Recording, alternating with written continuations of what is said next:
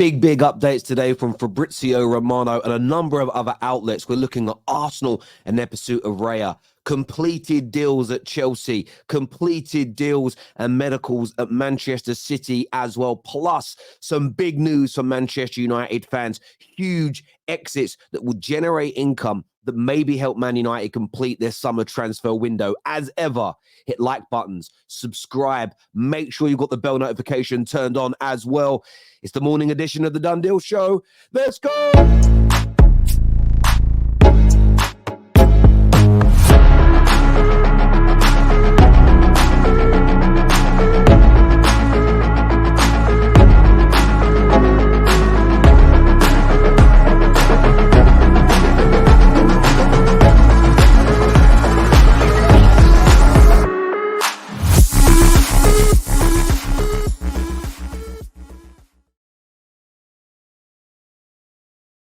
With Manchester City this morning. This update here from Fabrizio Romano goes as quoted.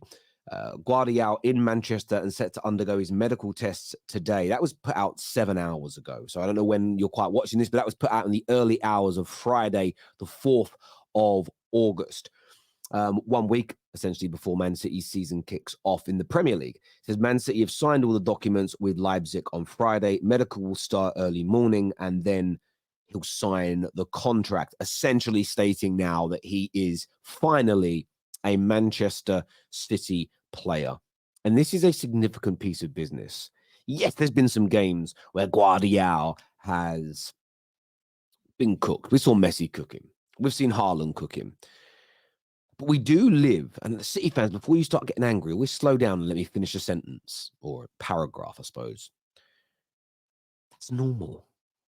I've seen, just Premier League-wise, I've seen the best Premier League centre-backs and full-backs in our history. Patrice Evra, Ashley Cole, Sol Campbell, John Terry, Rio Ferdinand, Jaap Stam, Van Dijk. I've seen all of them cooked. I've seen all of them have games where their team have been battered. It doesn't define a player's overarching career.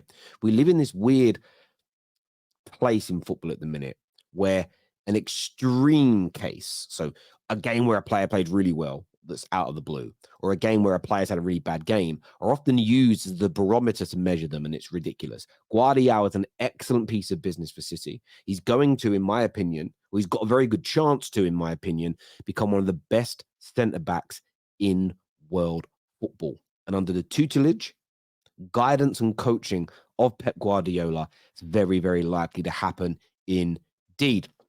Another done deal, another deal that's completed that Fabrizio has put out, moving on to Chelsea, is Axel Disasi. Has joined Chelsea, 45 million euros from Monaco. That is signed and sealed until 2029.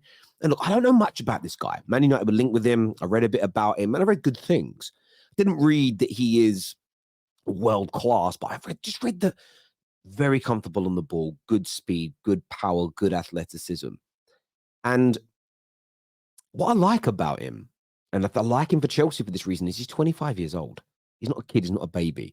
And I actually think Chelsea need a few more players. Forget profile for a minute. I'm just talking age and experience, grown up. We all know, forget footballers. In general, the adult male doesn't fully mature until about 25 years of age. Something to do with brain development, frontal lobe stuff. I'm not a neuroscientist, so I'm not going to try and pretend to be one. But when you're 18, 19, 20, 21, even if you're a really good footballer, there's elements of you that are still within your adolescence and still growing up. 25 years of age, I think we'll be able to adapt to the UK easier, adapt to English football easier, probably isn't going to have the same fears of leaving home, whatever else it may be, leaving his home nation, that is. So I think this is a good piece of business for Chelsea. They needed it with Fofana picking up that bad injury. Another opportunity again for Todd Boehly and co to show they are not scared to invest. What comes next? So they need that Caicedo deal. They need that desperately now, Chelsea. And I think they'll continue to push for that as things move forward. But what was also updated by Fabrizio Romano here, this was shared by my friend here, CSC Pies, that Chelsea have called about Kudus a few days ago. They also have Elise, and they are still deciding on who is the best player to go for in that position. So we know they're looking at Caicedo. But it feels like they're advancing in on Kudus or Elise as well. They want to add one more attacking player at the very least to this team. They are working on the Vlahovic situation as well, which we've reported on quite a bit. We'll talk about that later on this afternoon with Hussam when we do straight facts. So Chelsea could add Caicedo, they could add Kudus or Elise, and they could have Vlahovic with Axel coming in. And Kunku's already signed. Jackson, Sanchez, I know there's some question marks over him. You suddenly start to look at Chelsea's summer and you think, Jesus, they're now starting to stack up numbers. Not every player is old, but it's a good range. Some players are young, but play like they're experienced. Some are Premier League proven. Some already look very good. The likes of Nkunku and Jackson in preseason look sharp. Chelsea have put together, in my opinion, they pull all these deals off. It's an impeccable summer, considering the mess they were in, the amount of players they had to sell, the holes they had to fill. They probably haven't done it in the timely manner that everybody would say is the best. But it's been hard this summer. Most clubs haven't completed their business yet. Most clubs haven't done it. So, look, Chelsea had a lot of work to do, more work than others because of poor decisions last year.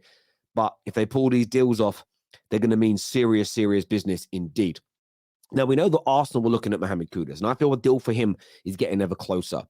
We spoke about it yesterday, big article on Gimme Sport from Dean Jones, that he's there for the taking, £40 million. Arsenal, one of the favourites. But another deal for Arsenal, which is, again, Fabrizio Romano here, has just been on the exclusives and in the last 24 hours, like you would not believe. Fabulicious is doing bits. It says here that Arsenal have submitted their opening bid for David Raya to Brentford, £20 million plus £3 million in add-ons. Raya told Brentford that he wants the move as personal terms are already agreed. Now, what's very interesting about this offer is it may not be accepted just yet, but you know the situation is highly advanced. And the reason that I say that is because, and I want to make sure I say this in the right way, you know that it's very, very advanced because there hasn't been an instant rejection. You know it's right on the edge of being accepted. If they bid 20 million and Brentford just said there's no chance in hell, we'd rather have him sitting on the bench rotting, the bid would just be rejected. But it hasn't been. It's been nearly 24 hours since the bid was made and no word, which means Brentford are seriously considering their options. They're looking at the situation and they're weighing up what to do. This is positive news for Arsenal. And if you pick up David Raya for 20, that's 20, I repeat, 20 million British pounds sterling, what a deal. Honor Gary Neville, that is a madness of a deal. I'm not even joking. I'm not even joking. For a goalkeeper of his quality, that's a small amount of poppy to pay. It really, really is. So look, if you are an Arsenal fan, I would be exceedingly, exceedingly excited about the prospect of that deal. Make sure, people, you're hitting the like button, by the way, and you're leaving us your comments, your thoughts, feelings, predictions, opinions, whatever it may be, in that comment section below. Now, moving on to Manchester United. And this is such an interesting one. This story came out today. Now, this is trending fast amongst the Man United community, that West Ham are closer than ever to signing Harry Maguire and Scott McTominay in a sensational double deal. The process to sign them has begun, with the pair undergoing long-distance medicals. Their records have been sent between the clubs in the last 24 hours. Now, this is a real interesting claim. They've gone all out there. There's no talk about pricing as of yet. In my personal opinion, I think Man United should be getting anywhere between 65 and 75 million pounds for the pair, if not more. If not more. I think they'll be impeccable in a David Moyes system. I think they'll be sensational playing in a system that West Ham operate in. Scott McTominay for Scotland is always great. Pragmatist. Maguire for England. Brilliant. Plays for a pragmatist manager. Playing for David Moyes will elevate both of them. They will be big hits at that club. Man United have got to charge them a premium. What will then be great? We know that Fred's almost on his way out. Donny van der Beek is almost on his way out of Manchester United. Those players are going to get very little game time this year. You then bring in Amrabat. We're talking 20 to 25 million pounds to get that deal over the line. And then you've got a little bit of money left. And what are Man United going to do with it? as much as I've praised the negotiations this summer, what we do with that remaining money, if we pick up 70 million for these two, 15 to 20 for Fred, 15 to 20 for Donny, you're looking at over 100 million pounds. Now, the money for Amrabat's already there. The only reason we haven't signed off is because of the wage bill. We want to get the wage bill down before bringing him in. We want to shrink the squad before bringing him in. But I think the deal is essentially done on the side. It's 100 million pounds. What are Man United going to do with it?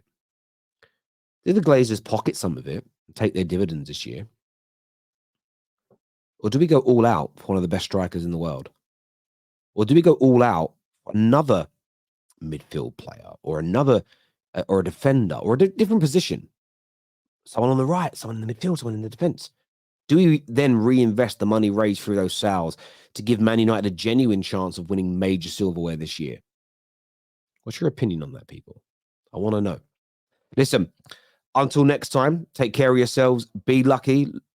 Be safe. Keep working hard. God bless. Leave us all your comments below. Make sure you are subscribing. Make sure bell notifications are turned on if you haven't done that already. Take care. Goodbye. God bless. See you soon. Peace.